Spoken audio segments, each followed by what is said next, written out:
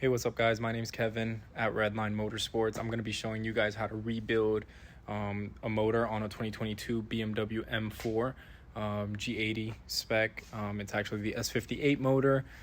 So backstory, I actually bought this BMW here at the auction, and when I bought it, the motor was blown. I wasn't aware that the motor was blown because the listing said that the car started.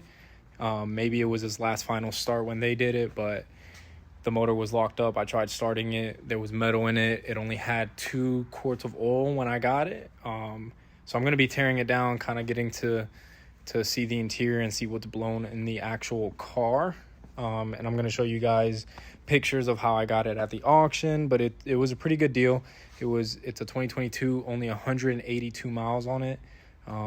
So I got it at a steal. At the end of this build, I'm going to kind of break down how much I paid for it and take you guys, step by step on everything I did to get it running, if it runs. All right, guys, so this is the interior of the car. The car's pretty much brand new.